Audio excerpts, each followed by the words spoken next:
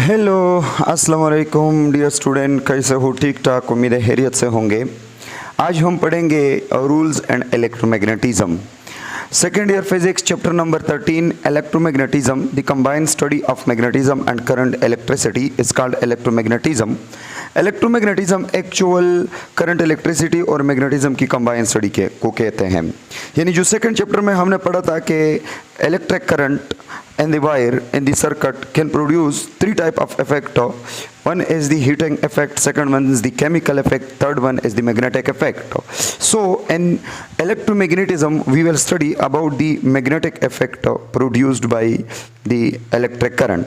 Electric current जो magnetic effect create करता है अपने इर्द गिर्द अपने सराउंडिंग में, उसको हम पढ़ेंगे।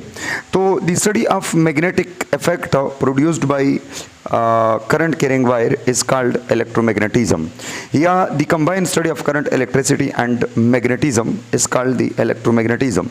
Current electricity is the separate chapter, is the separate branch of physics, and magnetism is the another separate branch of physics.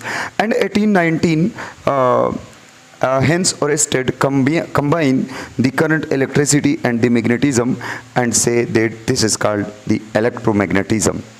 So in electromagnetism today we will study about the four rules of electromagnetism. One is the right hand rule first, second one is the right hand rule second, third one is the Fleming left hand rule FLHR, and fourth one is the right hand rule third. एक 3 right hand rule है आपके पास, right hand rule 1, right hand rule 2, right hand rule 3 and Fleming left hand rule.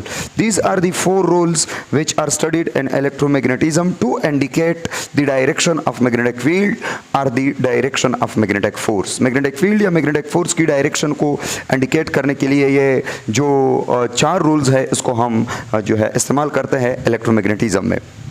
Electromagnetism में जो right hand rule first है इसको हम कैसे इस्तेमाल करते हैं और कहाँ पे इस्तेमाल करते हैं।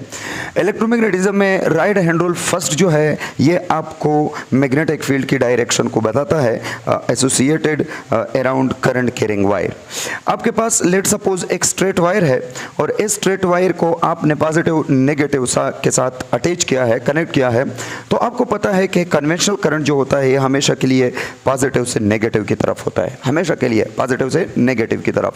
तो अब अगर हमसे कोई पूछे कि इस करंट कैरिंग वायर के इर्द गिर्द जो मैग्नेटिक फील्ड बन रहा है वो किस डायरेक्शन में बन रहा है, तो हम easily right hand rule first के थ्रू इसको मालूम कर सकते हैं। यानी right hand rule first is used to determine the magnetic field around straight current carrying wire. मतलब ये हुआ कि राइट हैंड रूल को हम मैग्नेटिक फील्ड जो कि स्ट्रेट करंट कैरिंग वायर के साथ एसोसिएट होता है उसको मालूम करने के लिए इस्तेमाल करते हैं। राइट हैंड रूल को इस्तेमाल करने का तरीका ये है कि राइट हैंड रूल में जो इरेक्ट थंब होता है, इरेक्ट थंब, इसको हम करंट की डायरेक्शन में जो है लेंगे। मतलब ये हुआ कि करंट कैरिंग वायर को हम इस तरह ग्रिप करेंगे, इस तरह पकड़ेंगे कि करंट कैरिंग वायर में जो करंट की डायरेक्शन है उसको हम थंब के साथ रिप्रेजेंट करें। तो बाकी जो 4 फिंगर है आपके राइट हैंड के जो कि इस तरह कर्ल्ड हो रहे हैं, रोटेट हो रहे हैं, ये रोटेटिंग फिंगर या curled finger will indicate the direction of the magnetic field associating with this current carrying straight wire. So in this diagram we see that this is the straight current carrying wire and the current is in the upward direction. So we will grip this wire in such a way that the thumb indicate the direction of the conventional current, and you already know that conventional current is from positive to negative. So if this represent the direction of electric current, so this is the magnetic field around this current carrying wire. So the magnetic field will be in this direction. This will be the magnetic field. ये आपके पास क्या होगा, ये आपके पास magnetic field होगा इस direction में।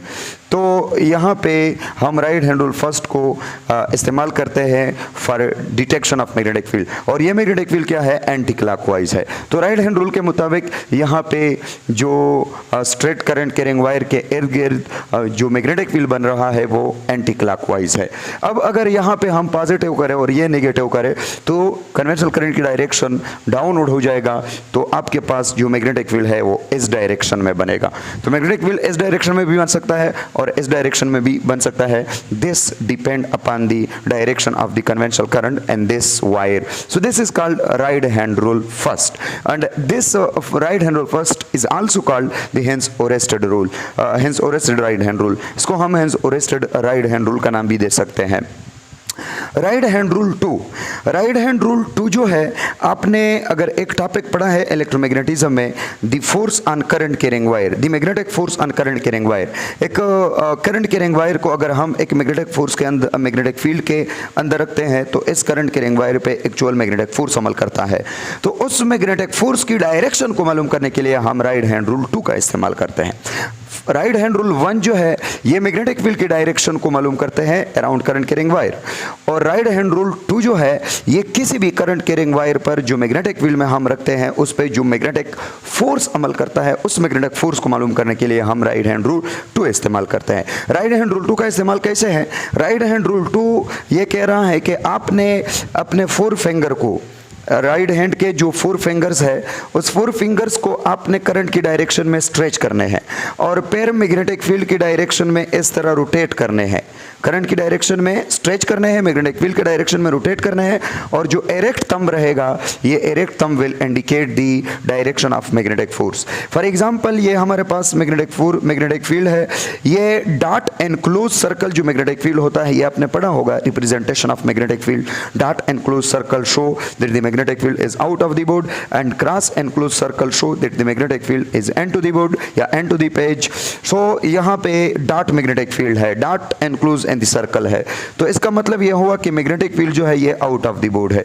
अगर आपके पास magnetic field out of the board है यानी इस तरह है और आपने करंट कैरिंग वायर को इस तरह रखा हुआ है, मतलब परपेंडिकुलर रखा हुआ है, और वायर की ये जो साइड है ये पॉजिटिव से और ये साइड नेगेटिव से, तो मतलब ये हुआ कि वायर में जो कन्वेंशनल करंट की डायरेक्शन है वो इस डायरेक्शन में है।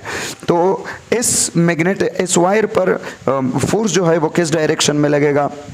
तो इस वायर पर जो फोर्स है उसको मालूम करने के लिए हम राइट हैंड रूल 2 इस्तेमाल कर सकते हैं और फ्लेमिंग लेफ्ट हैंड रूल, दोनों को हम इस्तेमाल कर सकते हैं। यहाँ पे हमने राइट हैंड रूल 2 इस्तेमाल किया हुआ है। तो राइट हैंड रूल 2 के मुताबिक पहले हम करंट की डायरेक्शन में अपने 4 फिंगर को स्ट्रेच करेंगे इस तरह, फिर इस स्ट्रेच फिंगर को मैग्नेटिक फील्ड की डायरेक्शन में रोटेट करेंगे। मैग्नेटिक फील्ड किस डायरेक्शन में है? आउट ऑफ द बोर्ड, तो आउट ऑफ द बोर्ड हमने जो है वो रोटेट किए। तो इस तरह ये इरेक्ट थंब जो है this will indicate the magnetic force on this current carrying wire. तो मतलब ये हुआ कि इस करंट कैरिंग वायर पर जो मैग्नेटिक फोर्स अमल कर रहा है इस मैग्नेटिक फील्ड में, इस out of the board magnetic field में, ये किस डायरेक्शन में है? ये अपवर्ड डायरेक्शन में है। This is the magnetic force on this current carrying wire.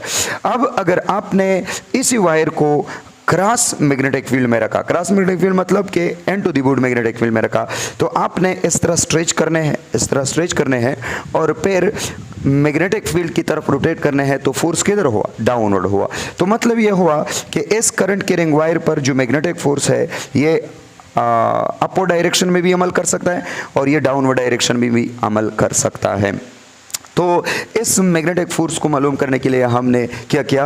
हमने राइट हैंड रूल 2 इस्तेमाल किया। Right hand rule 2 stated that stretch your 4 finger in the direction of current and rotate the 4 finger of your right hand in the direction of magnetic field. The erect thumb will indicate the direction of the magnetic force applied on this current carrying wire which is placed inside the magnetic field.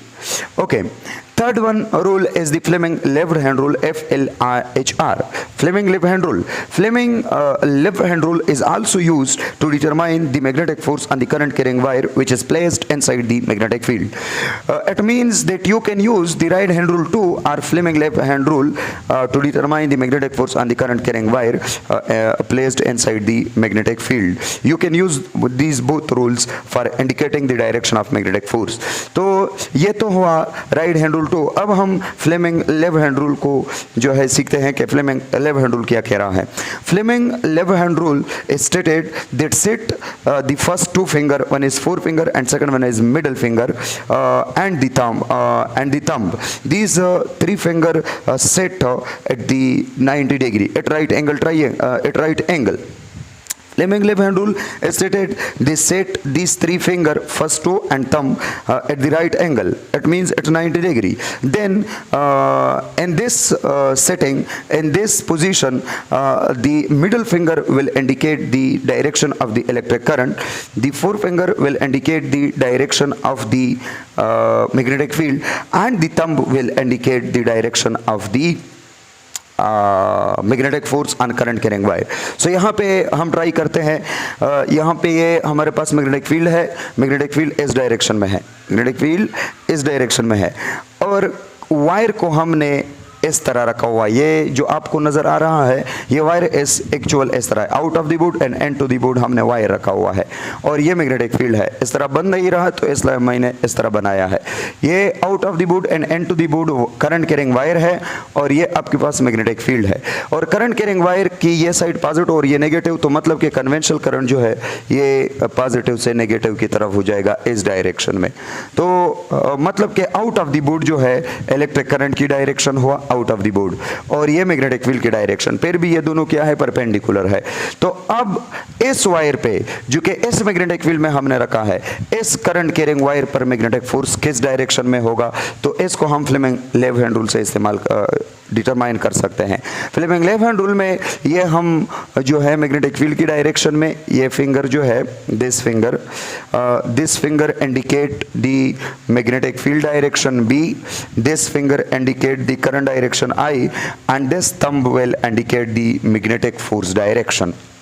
तो यहाँ पे देखें ये हमारे पास magnetic field हुआ और ये current हुआ, ये दो तो हमें गिवन है, ये दो हमें गिवन है, ये हुआ और ये मैग्नेटिक फोर्स हुआ। तो मैग्नेटिक फोर्स इस करंट कैरिंग वायर पर किस डायरेक्शन में है, अपवर्ड डायरेक्शन में है। ये वायर इस तरह नहीं है, ये वायर इस तरह है, तो अपवर्ड डायरेक्शन में मैग्नेटिक फोर्स है।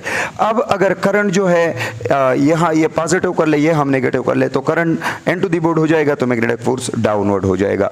तो इस वायर पर मैग्नेटिक फोर्स डाउनवर्ड भी हो सकता है और अपवर्ड भी हो सकता है। This depend upon the direction of current in the wire.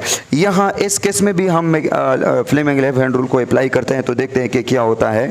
ये देखें हमारे pass out of the board magnetic field है, आउट ऑफ द बोर्ड, और ये हमारे पास करंट है, this is the current and this is the out of the board magnetic field and this upward is the magnetic force. तो मतलब कि Fleming left hand rule या right hand rule तो ये दोनों ही सेम डायरेक्शन देता है मैग्नेटिक फोर्स की। तो मैग्नेटिक फोर्स की किसी भी करंट कैरिंग वायर पर मैग्नेटिक फील्ड के अंदर जो मैग्नेटिक फोर्स अमल करता है, उस मैग्नेटिक फोर्स की डायरेक्शन को मालूम करने के लिए आप दो रूल इस्तेमाल करते हैं, राइट हैंड रूल 2 या लेफ्ट हैंड रूल। इसके बाद आता है right hand rule number 3। Right hand rule number 3 जो है ये किस लिए हम इस्तेमाल करते हैं, ये जब आपके पास एक करंट कैरिंग स्प्रिंग होता है, एक करंट कैरिंग सोलेनॉइड होता है, तो current carrying coil, current carrying spring या करंट कैरिंग सोलेनॉइड में जो मैग्नेटिक फील्ड पैदा होता है, उस मैग्नेटिक फील्ड की डायरेक्शन को मालूम करने के लिए हम राइट हैंड रूल नंबर 3 इस्तेमाल करते हैं। राइट हैंड रूल नंबर 1 और right hand rule number 3, right hand rule number 1 and right hand rule number 3, these two are uses to find the magnetic field direction associated with the current carrying wire. And right hand rule number 2 and Fleming left hand rule, these two rules are used to determine the magnetic force on the current carrying wire. तो अब यहाँ पे देखें, ये आपके पास एक spring हुआ, एक सोलेनॉइड हुआ, और इस सोलेनॉइड की ये साइड हमने पॉजिटिव के साथ और ये साइड हमने नेगेटिव के साथ अटैच किया है। तो मतलब ये हुआ कि इस स्प्रिंग में आपके पास जो करंट है वो इस डायरेक्शन में होगा, इस डायरेक्शन में इस तरह करंट रोटेट करेगा और इधर आ जाएगा। तो मतलब ये हुआ कि जो मैंने ये जो नैरो लाइन है, नैरो लाइन ये जो है स्प्रिंग की एंड टू द बोर्ड वाला साइड है उसको रिप्रेजेंट करता है, और ये जो थिक लाइन मैंने बनाए हैं, थिक लाइन, ये आपकी तरफ जो साइड है, आउट ऑफ द बोर्ड जो साइड है उसको रिप्रेजेंट करता है। तो अगर आप देखें तो एंड टू द बोर्ड वाला जो साइड है उसमें करंट अपवर्ड है और जो आउट ऑफ द बोर्ड वाला साइड है उसमें करंट डाउनवर्ड है। तो इसमें आपने मैग्नेटिक फील्ड को कैसे मालूम करना है? तो राइट हैंड रूल नंबर 3 ये कह रहा है कि आपके पास ये जो 4 फिंगर्स है, 4 फिंगर राइट हैंड के, ये करंट की डायरेक्शन को रिप्रेजेंट करेगा और ये फिंगर जो है ये मैग्नेटिक फील्ड की डायरेक्शन को रिप्रेजेंट करेगा। फर्स्ट रूल में, राइट हैंड रूल फर्स्ट में, ये मैग्नेटिक फील्ड था, ये करंट था, this is the current and this is the magnetic field.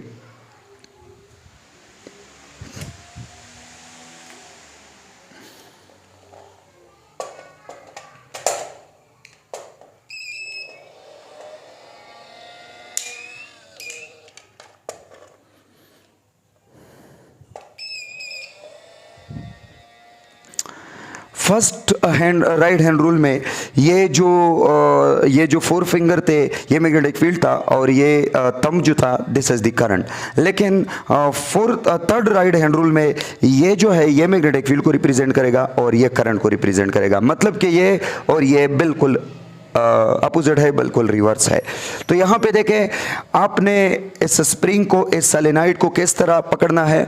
आपने इस स्प्रिंग या सोलेनॉइड को इस तरह पकड़ना है कि आपके जो 4 फिंगर है ये करंट की डायरेक्शन में रोटेट हो। तो current into the board जो है वो अपवर्ड है और आउट ऑफ द बोर्ड जो है वो डाउनवर्ड है। तो इस तरह करंट रोटेट कर रहा है, इस तरह करंट इस एक टर्न में जो है रोटेट हो रहा है।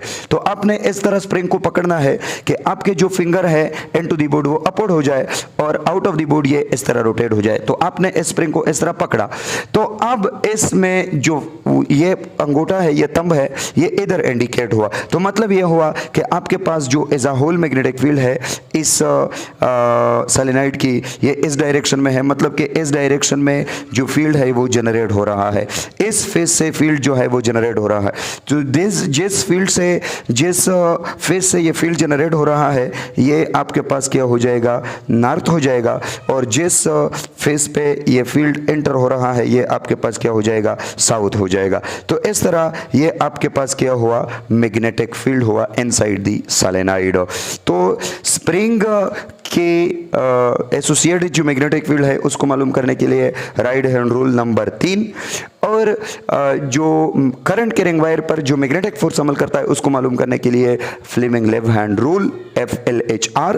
और magnetic force to indicate the magnetic force direction and the current carrying wire inside magnetic field you can also use the right hand rule number 2 and to indicate the magnetic field around the straight wire we use the right hand rule first. So this is right hand rule first, this is the right hand rule 2 and this is the Fleming left hand rule and this is the right hand rule number 4.